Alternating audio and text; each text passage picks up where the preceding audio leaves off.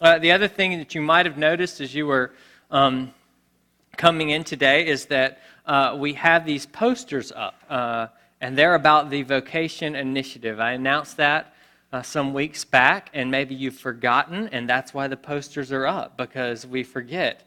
And that'll give you all the dates and what's going to be happening with our church. It's a really exciting thing, and it's an important thing, because we all work in some form or fashion, and we're all called to work, whether it's paid or unpaid, and we need to learn what to do with our work.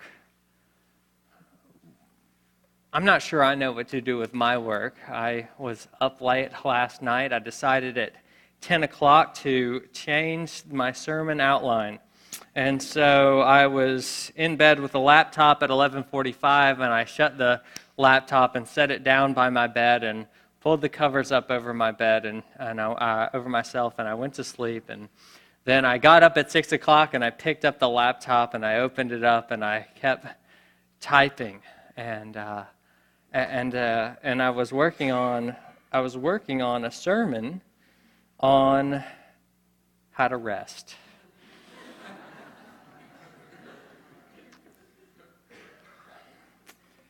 I'm not sure if that bodes well for my credibility and what I'm about to say, but I can at least say this. Out of anyone in this room, I know that I need this sermon more than anyone that I know. I need this sermon. I need to understand how to rest. So let me pray. God, even as I preach, help me to rest. You know the struggle that this is for me and the struggle that it is for so many, but you invite us to rest. And so, Lord, we pray that you would help us do what you invite us to do. For Christ's sake. Amen. Well, we've been in the book of Exodus. We've been looking at the 10 Commandments. We've slowed down, and now we come to the fourth commandment. Let me read the first two verses of Exodus chapter 20 for context, and then I'll pick up in the 8th verse. This is God's word. Listen up. And God spoke all these words, saying, I am the Lord your God, who brought you out of the land of Egypt, out of the house of slavery. Picking up in verse 8. Remember the Sabbath day, to keep it holy. 6 days you shall labor and do all your work, but the seventh day is a Sabbath to the Lord your God. On it you shall not do any work, nor your son, nor your daughter, nor your male servant, nor your female servant, or your livestock, or the sojourner who is within your gates. For in 6 days the Lord made the heaven and the earth, the sea, and all that is in them, and rested on the seventh day. Therefore the Lord blessed the Sabbath day and made it holy. Thus ends the reading of God's word. The Sabbath, it is a puzzling command. It's the only command that has to do, whereas all the other commandments have to do with our relationship to God, our relationship to people, this one has to do with our relationship with time. A day which God calls holy. Did you know the first thing in the Bible that is called holy is not a person or a place or a thing, it is time, a day. And it's a command that God gives great emphasis to. It's actually the longest command out of all the 10 commandments. More words are spilled on this command than any of the others. It's mentioned some 170 times in the Bible. And God, He is emphatic about it. When you turn to Exodus 31, verse 13, He says, above all else, Moses, I want you to tell the people, above all else, you shall keep my Sabbath. And yet, as important as this is in the Old Testament, most Christians today think that it's either optional or obsolete. I was in the library at Westmont doing some research, and I ran into a student there, and they had lots of Calvin stacked up next to them, and so I inquired into that. Why are you reading Calvin? That's very interesting. And they said, well, I was in a class, and as we were talking, the topic of the Ten Commandments came up, and the professor said, which one of these do we not keep? And everybody said, the Sabbath. Which one doesn't apply to us today? The Sabbath. And a lot of people think that the Sabbath doesn't apply to us today. And there's good reason for that. I mean, if we're honest, when we look in the New Testament, compared with, in comparison to, the press time that the Sabbath gets in the Old Testament, it is hardly mentioned in the New Testament. And it's never actually directly commanded. Though all the other commands are given as a direct command, the Sabbath never is. Not once in the New Testament. And Jesus, he's always getting in trouble for breaking Sabbath laws, it seems, and Sabbath traditions, and people are always getting upset with him about that. And yet, he also seems to affirm the inherent goodness of the Sabbath when he says, you were not made for the Sabbath, but the Sabbath for you. So, what is it? Does God want us to keep a Sabbath or not? Do we have to keep the Sabbath? Well, I'm not sure that's the best place to start. That's an important question. It's a question that we need to answer, and it's a question that I'm going to try to answer this morning. But rather than starting there, I want to start with a different question. I want to approach it a different way. I want to start by asking, I think the thing that we should ask is, why does God give this command in the first place? What is the purpose of the command? And as far as I can tell, there are three reasons or three purposes why God gives this command. Three reasons. And the first reason that he gives the command is that the Sabbath commandment is given that we might be refreshed. I want you to put yourselves in the shoes of the Israelites, because that's where we have to start. What situation are they in? Look back up there in verse 2. I am the Lord your God who brought you out of the land of Egypt, out of the house of slavery. The Israelites have just come from Egypt, and there they were enslaved by Pharaoh. And you know whose work conditions they were under, whose schedule? Pharaoh's. And do you know what that was like? We'll just flip back to Exodus 5. We get a nice picture of what their work conditions were like. Exodus 5, verse 4. But the king of Egypt, that is Pharaoh, said to them, why do you take the people away from their work? Get back to your burdens. Verse 7, you shall no longer give the people straw to make bricks, as in the past. Let them go and gather straw for themselves. Verse 8, but the number of bricks that they made in the past, you shall impose on them. You shall by no means reduce it, for they are idle. Verse 9, let the heavier work be laid on the men, that they may labor at it. Verse 11, your work will not be reduced in the least. Verse 13, complete your work, your daily task, each day. Verse 14, have you not done all your task of making bricks today and yesterday? Or why have you not done? Verse 17, you are idle, you are idle. Verse 18, go now and work. And see, in Pharaoh's world, it's work, work, work, work. There is no Sabbath.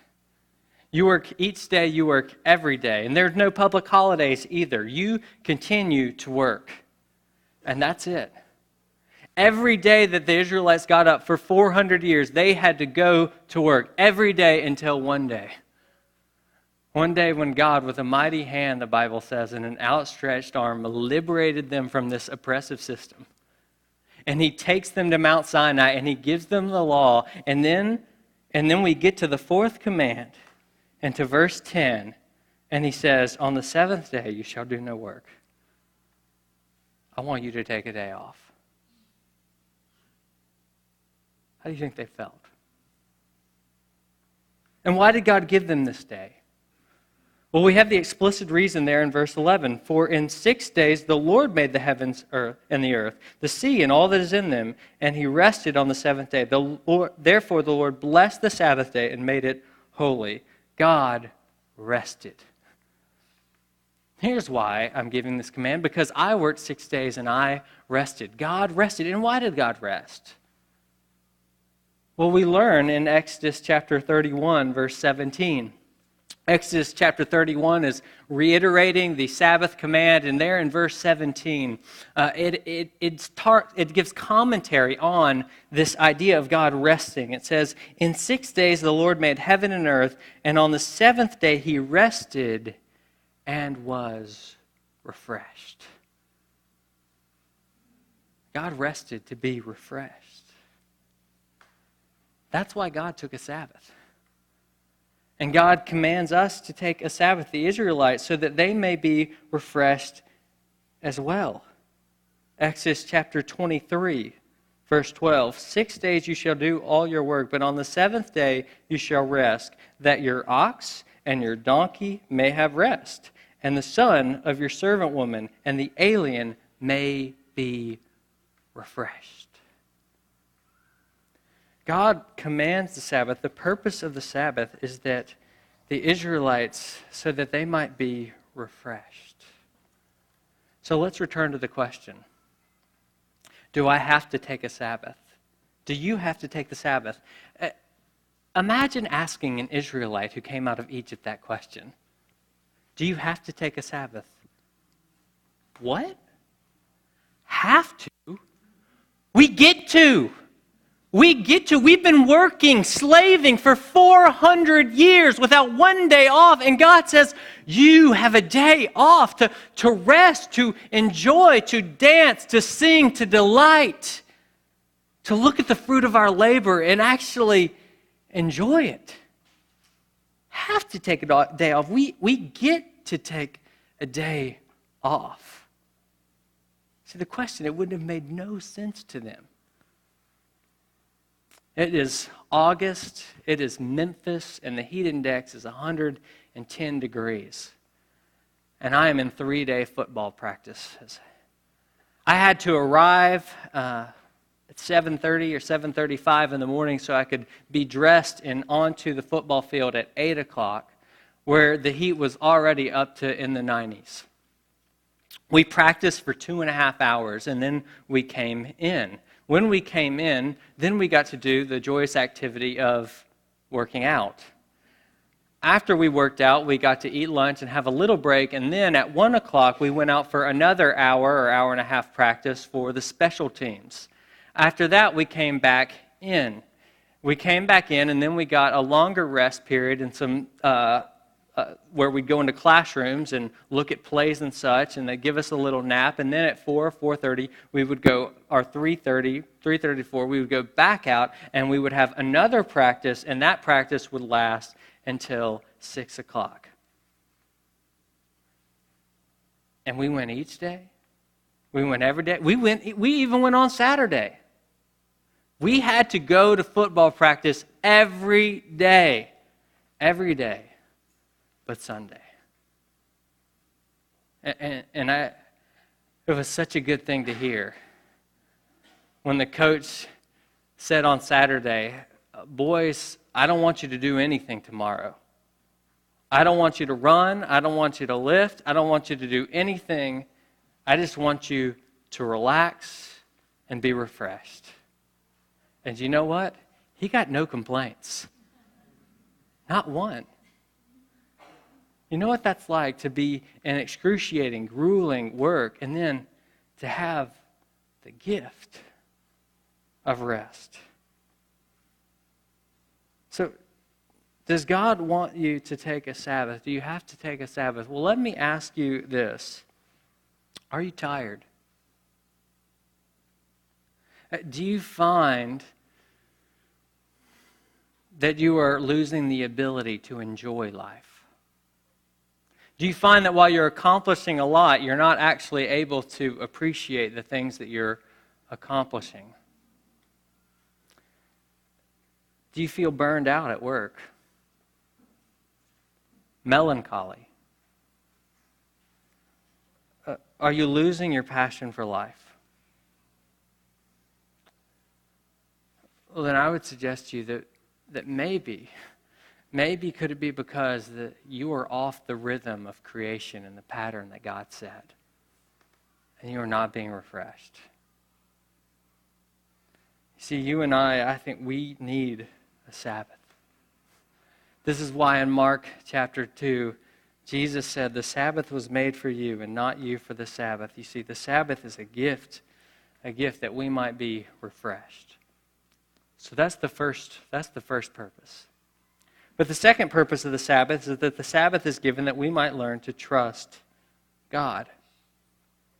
In verse 8, we just read, remember the Sabbath. Remember the Sabbath day, keep it holy. But what is the Sabbath?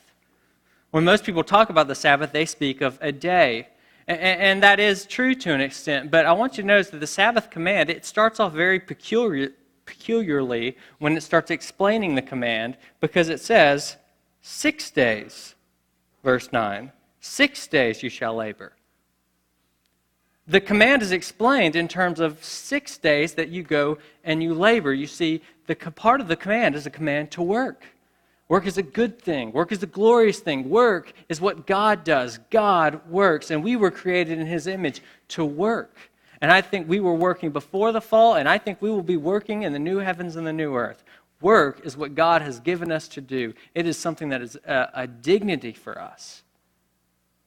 But God sets limits on work. 6 days you shall labor and do all your work. And then it goes on, but the seventh day you shall not do any work. You see, more than a day, the Sabbath command talks about a pattern of work and rest. And this pattern forces us to trust God. Most of you know, it's that the hourly wage in America has been continually, slowly but steadily decreasing. When you take in inflation and everything else, it has been slowly and steadily decreasing, the hourly wage. And while the hourly wage is slowly and steadily decreasing, at the same time, the cost of benefits is going up, right? So health insurance and things like that. And that means that more and more employers are hiring less and less people for the same amount of work. And so that means that more and more work is being divvied up by less people. And so they need to work more hours in order to do the work that used to need to be done.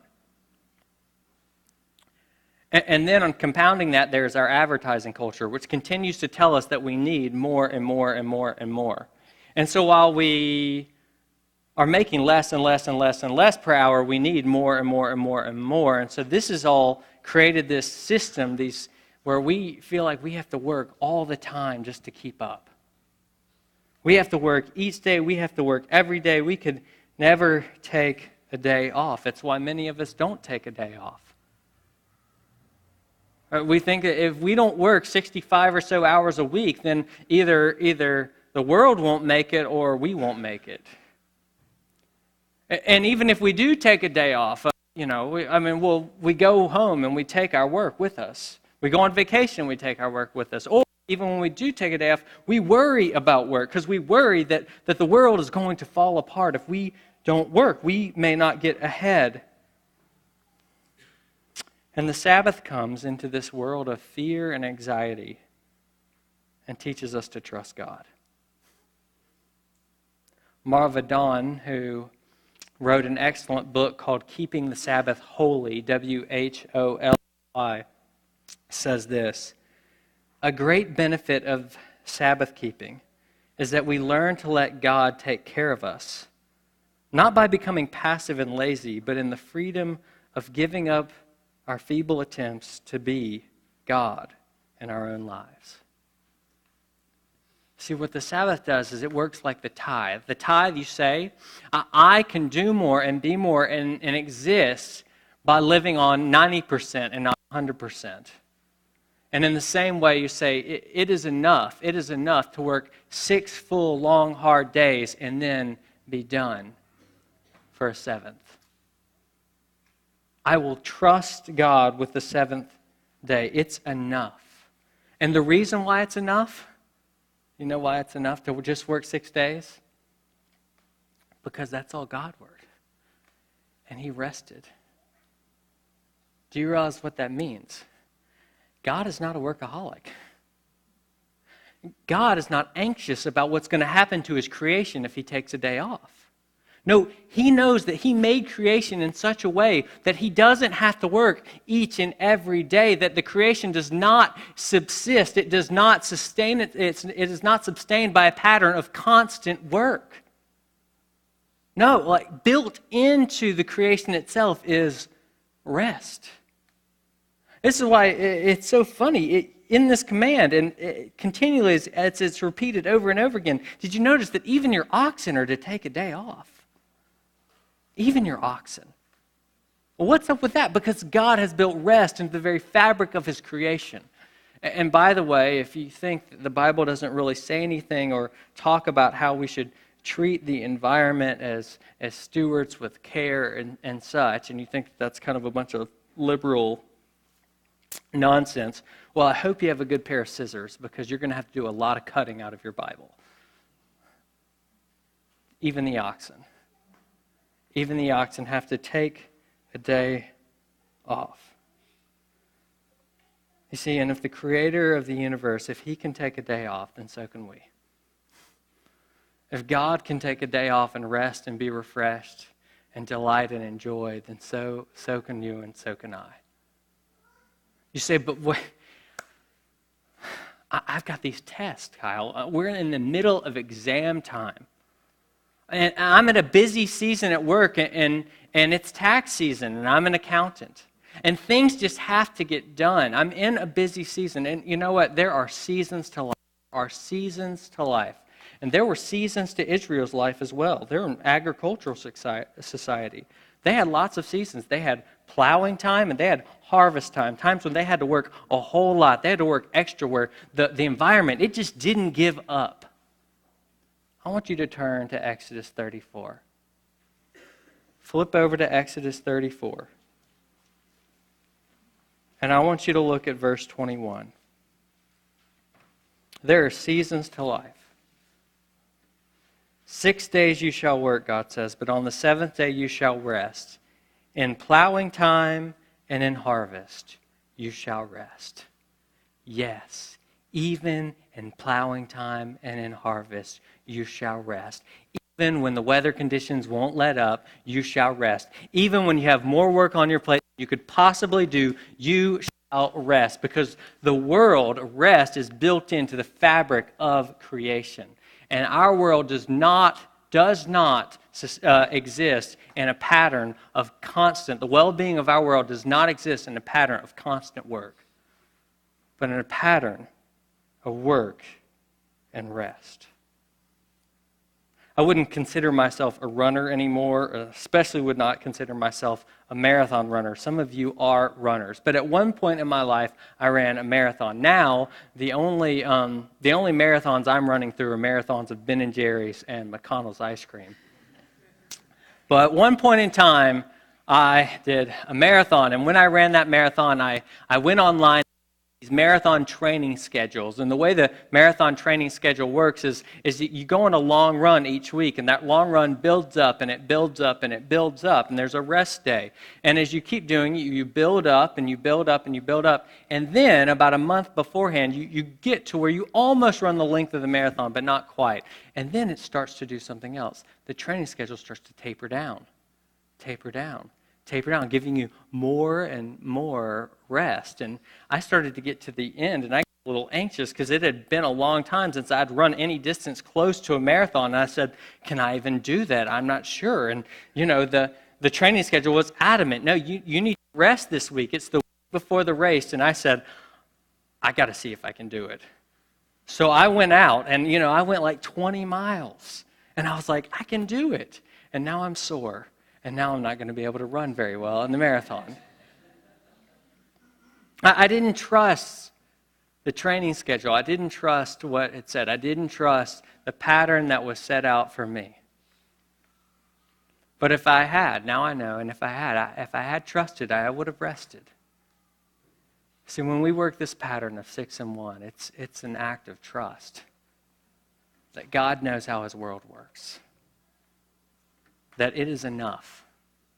6 days you shall labor and do all your work, and it is enough. And on the 7th day, you can rest. But it's so hard. It's so hard to rest. Why do we have such a hard time resting? Because we're restless. We have restless hearts. And why do we have restless hearts? Because I think we forget our redemption. Which that brings us to the last point.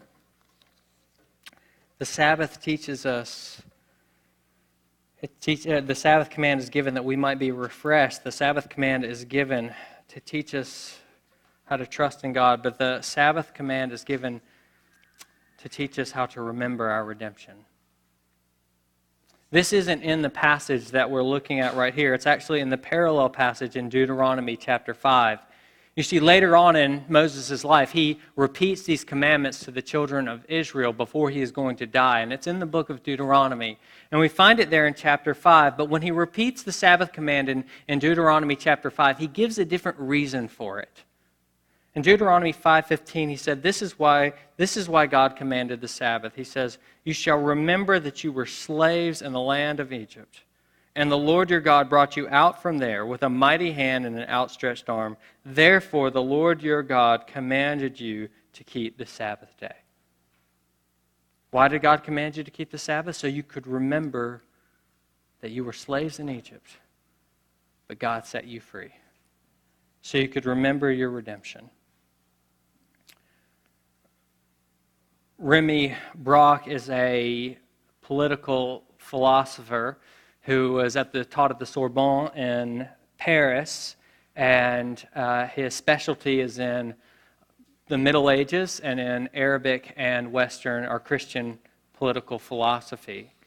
And he recently gave a very stimulating lecture in Rome, and in that lecture he said this: the 10 Commandments help the liberated from falling back into bad moral habits of slaves, and thus help a free people remain faithful to the logic of their liberation. The 10 Commandments help the liberated from falling back into the bad moral habits of slaves, that they might live out the logic of their liberation. If there's one thing that I've been trying to teach you during this series on the 10 Commandments, it's this: that the 10 Commandments were given to a free people that they might continue to live as free people, that they might live out the logic of their liberation. The 10 Commandments are not given to enslave, but they are given to set us free. And we need these commandments to remind us that we are no longer slaves. And that's especially true with the fourth commandment. See, how does the fourth commandment teach us to live out the logic of our liberation? How does it help keep us from falling back into the old patterns of slaves? Well, just think about this. How did it help Israel? What was Israel to Pharaoh?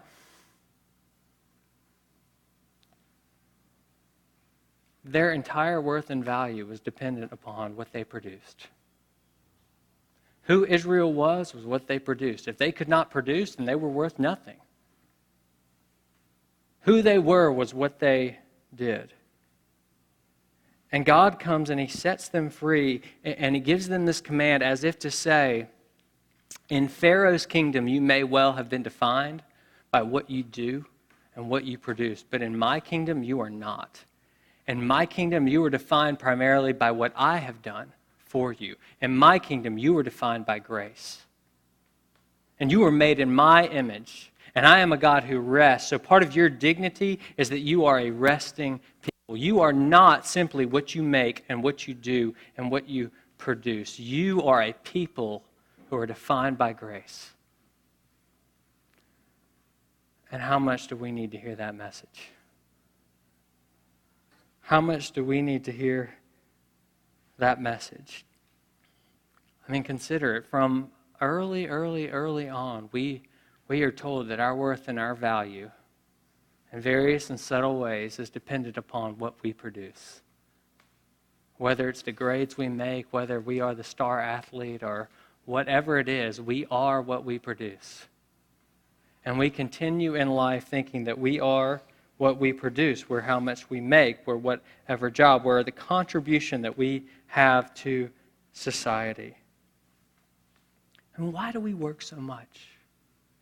Why do we have such a hard time taking a day off? Why are we so restless when we sit at the beach? Why are we constantly checking our email and thumbing through Facebook feeds and Twitter feeds? Why are we constantly doing these things?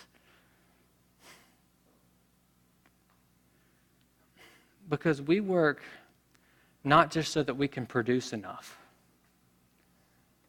We work so that we can feel like we are enough.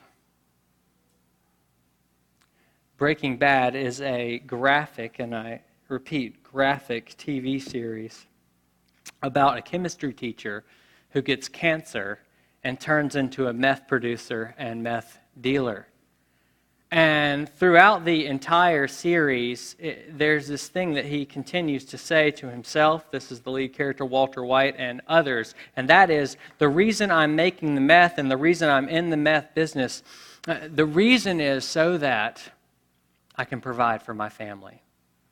And he says that over and over and over again. And even when we realize that I'm not so sure, he continues to say it. And then we get to the last episode of the last season, and he is in a conversation with his wife, Skylar. And in that conversation, in the middle of that conversation,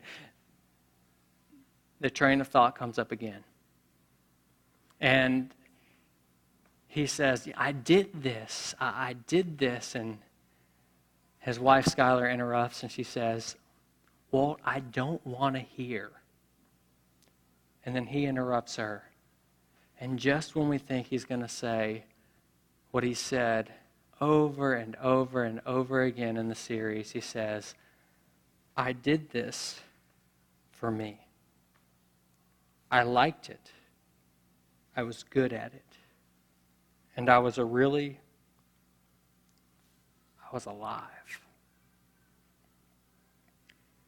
And at that point, Walter White admits what we've suspected the whole time. That he was doing it for himself.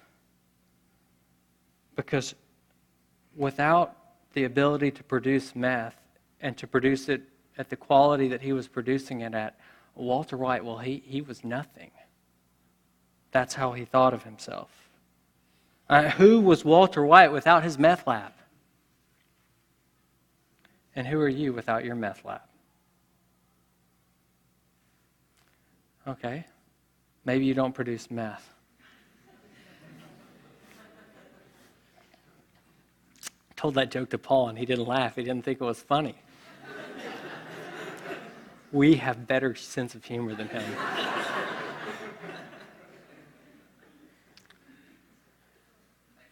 We laugh, but at the same time, we all have it. We all have that thing that we go to, that we do, that we think, this is what makes me who I am. This is what makes me alive. And it drives us. Our ability to produce, our ability to achieve, our ability to continue to make. And our whole worth and value is dependent on it. Madonna, yes, Madonna, in a moment of vulnerability, once said, I have an iron will, and all of my will has always been to conquer some horrible feeling of inadequacy. My drive in life is from this horrible fear of being mediocre. And that's always pushing me. Because even though I've become somebody, I still have to prove that I am somebody. And there's a lot of Madonna in us all. Something pushes us, and if we're not producing, if we're resting, we feel like, well, then who are we? We're continually having to justify our existence by what we do and what we produce. And yes, it could be in our jobs, and oftentimes it is. But you know what? It's not just achievements at work. It's social achievements, it's moral achievements, it's all kinds of achievements, all kinds of things that we think that if we just do enough, then we will feel approved and be. So let's get back to the question. Do I have to take a Sabbath? Does God want me to take a Sabbath? Well, let me ask you this. Is your life defined by restlessness and anxiety? Do you feel like you're on a treadmill and you just can't get off? And if you get off, you might die. Are you always under the fear that you haven't done enough? When you go to bed at night and lay your head down on your pillow, is your mind flooded with all the things that you should have done or could have done or are outside of your control? When you wake up in the morning, are you filled with a tense anxiety about all the things that you have to get done that day?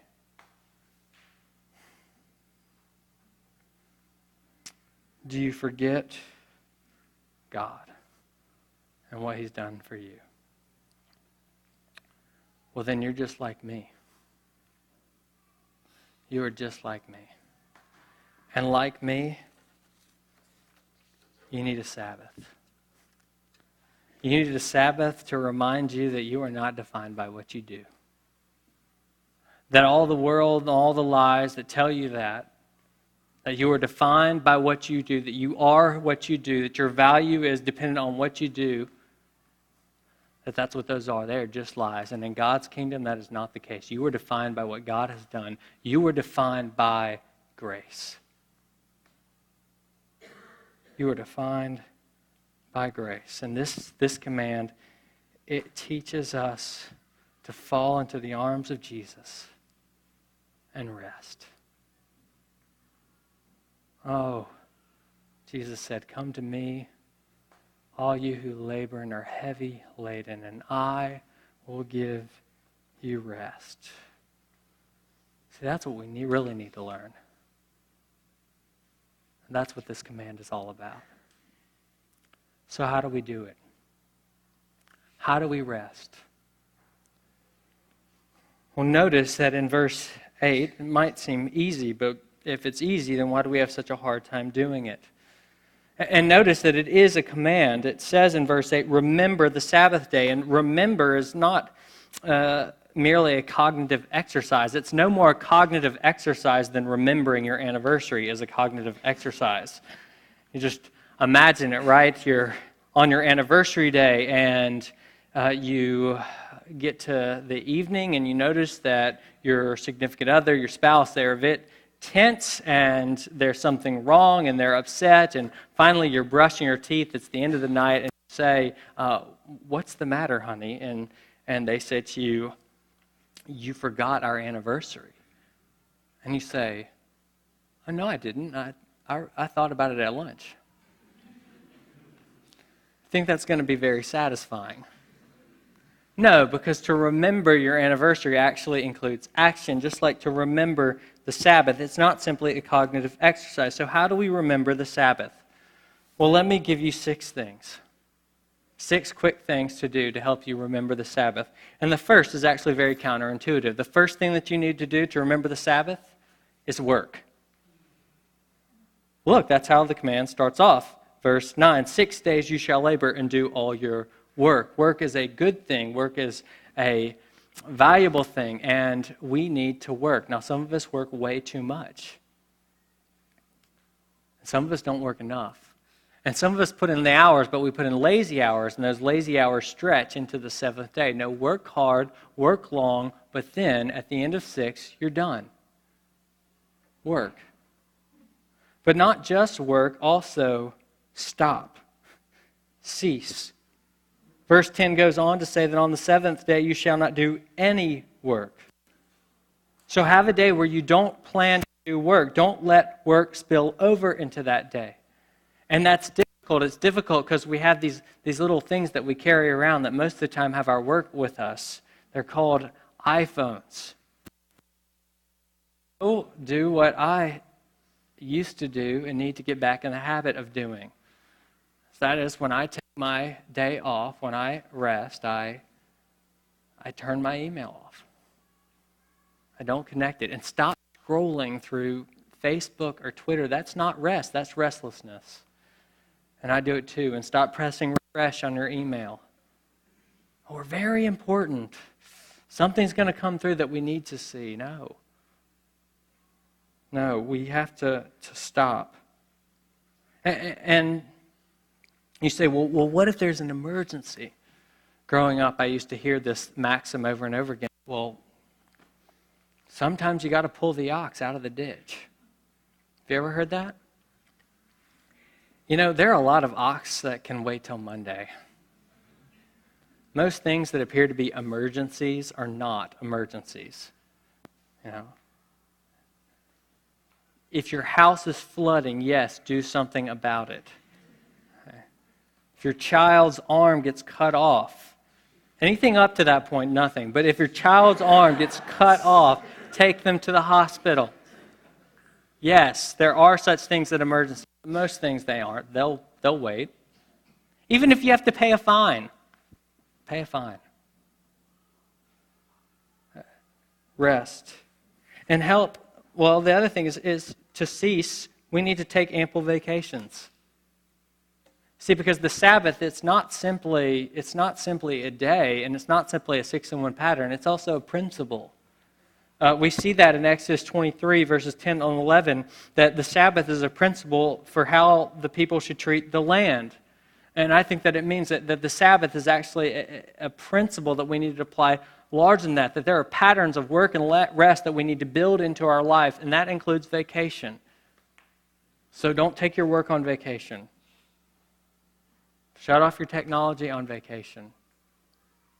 And when you think about vacation, our society tells us that vacation is something that we earn and we deserve, and it's a benefit. That is wrong. That is not Christian. It's anti-Christian.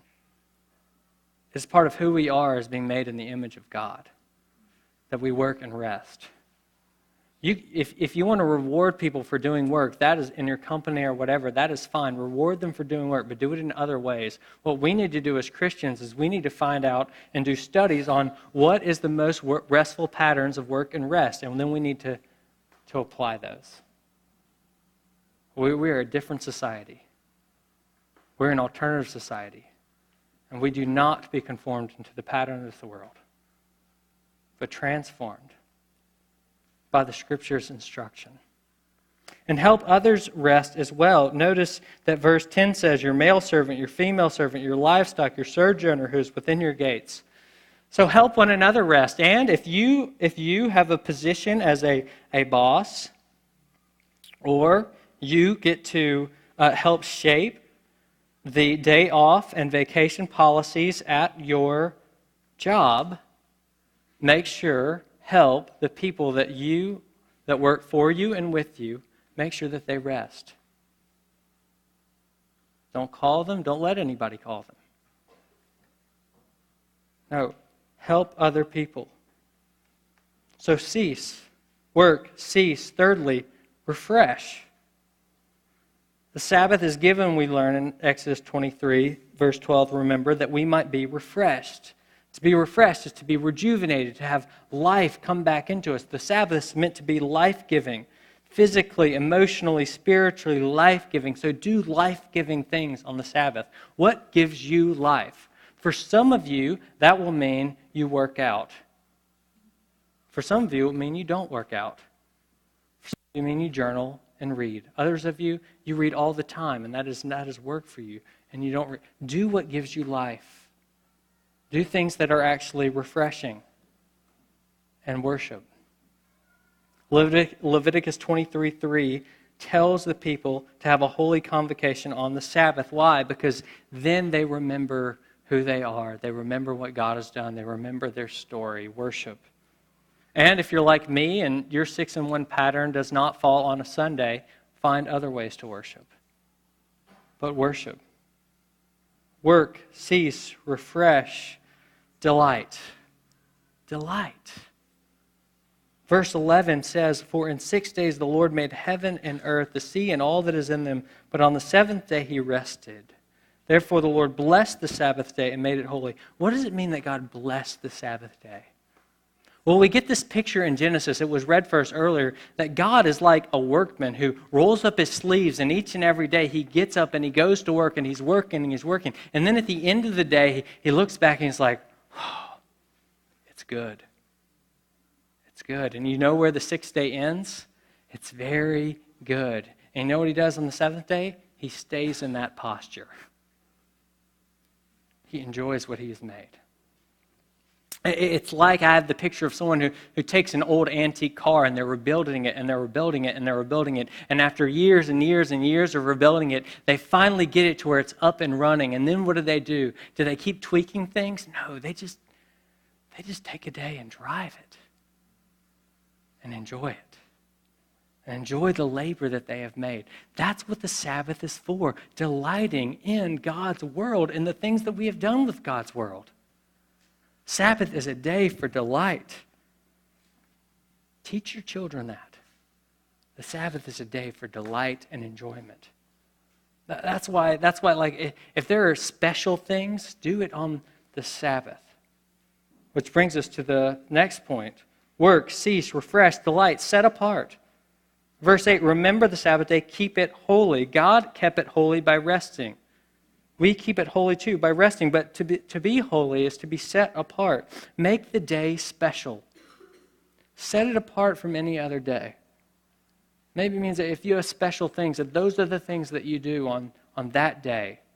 I don't know, fireworks, or that's the day we go to the beach, or that's the day we eat ice cream. I don't know what it is, but that's the day you get Coke at dinner. I don't know. That's what you do. But make the day special. I was talking to someone recently, and they wanted to show their kids so much that the Sabbath was a gift, that they said, here's what we do in my household. If our kids are being disciplined for anything, and that discipline extends over a period of time, there's a moratorium on the Sabbath. Whatever they're restricted from, the Sabbath, they can do it. There's no punishment on the Sabbath, because I want them to know that this is a gift. Sabbath is a gift. So set it apart in various ways. And finally, work, cease, refresh, delight, set apart, and finally dream. And I'm not simply talking about taking naps, though that is a great thing. But I mean dream of what the Sabbath points to. See, because in the book of Hebrews, chapter 4, we learn that this is all pointing somewhere when the author says that there remains a Sabbath rest for the people of God. And you see, each and every Sabbath, that is just a foretaste of what is to come.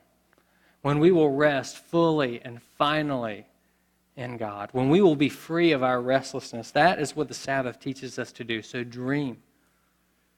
Dream of the day when you will live and you will know and you will rest fully in God. Having a child who is nearly 2, it's hard to rest, let me tell you. And one of the things about children that you learn is that if they don't get their rest, they start acting really weird. Like, children are always going, and they go even when they're tired. In fact, sometimes they turn it up a notch. So yesterday, my daughter didn't get her nap, and she was insane. She was freaking out, insane. And I'm like, honey, would you like to take a nap? No, no, no, no, no. You seem really tired to me. Are you sure you don't want to take a nap? No, no, no. Okay, do you want to play? No, no. What do you want to do? No, no, no. So then I put her down on the ground, and she runs for a second, and then she just throws herself on the ground, puts her head on the floor, sucks her fingers. You look really tired, Neve. Are you sure you don't want to take a nap? No, no, no. Well, let's go back. So I pick her up, and I take her, and then she just starts wailing. And she's pushing, and she's resisting, and she's hitting, and she's hitting, and she's, and So I take my daughter and I hold her tight. And I take her into her room and we sit in the little glider. And I say, I know you're tired. It's okay. It's okay. You can rest. You can rest in Daddy's arms. It's all right to rest. God comes to us. We are tired and we are restless and we are weary and we are kicking and screaming and we are saying, no, no, no, no, no, I don't want to rest. And God comes to us and he holds us tight with the Sabbath command and he says, it's okay. I know you're tired. You can rest. You can rest in my arms. Come to me, Jesus said. Come to me, all you who are weary and heavy laden, and I will give you rest. I want you to fall into his arms this morning and find rest for your soul. Amen.